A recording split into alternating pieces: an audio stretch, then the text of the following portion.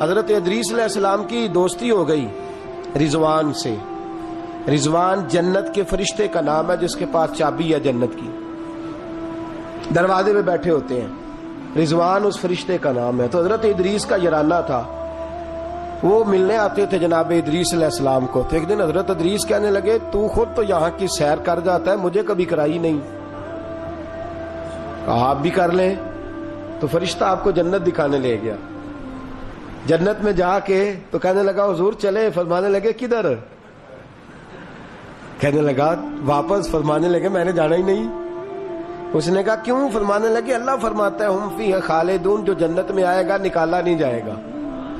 تو کیسے مجھے نکال سکتا ہے؟ کہنے لگے جناب آپ نے سیر کا کہا تھا. فرمایا سیر ہی ہے یہ, اس لیے کہ جنتی ساری عمر ہی سیر کریں گے, وہ سیر ہی کریں گے. سفر تو تھکا دیتا ہے بندے کو, یہ سیر ہی ہے.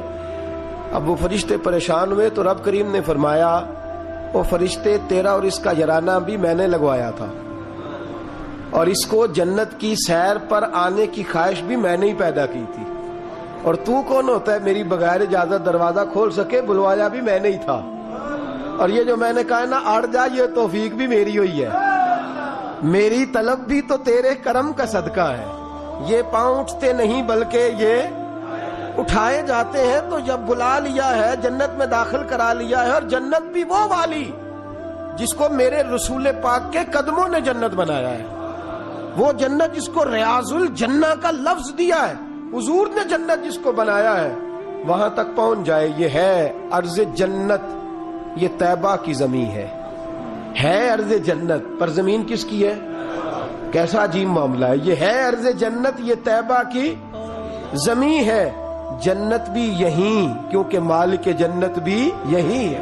جنت بھی یہیں, مالک جنت بھی یہیں. جنت بھی یہیں تو مالک جنت بھی.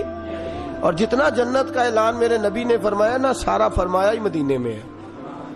اور جنت بیچی ہے کئی دفعہ نبی پاک نے, کئی دفعہ فرمایا بیر روما کما خرید کے دو, مجھ سے جنت لے لو.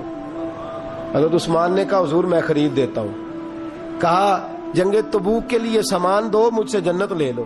حضور نے تو کئی دفعہ سیل لگائی ہے جنت کی. یہ ہے ارض جنت, یہ طیبہ کی زمین ہے. جنت بھی یہیں, مال کے جنت بھی یہیں ہے. کعبۃ اللہ.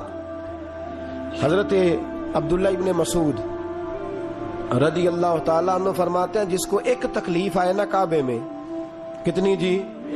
ایک کدی تے آئی جاندی ہے نا. میرے ورگے ہمیشہ دے تھکے بندے, ایک آدھ تکلیف تو, بخار آ گیا, پیر میں درد ہونے لگ گیا, کوئی تکلیف تو آئی جاتی ہے. فرماتے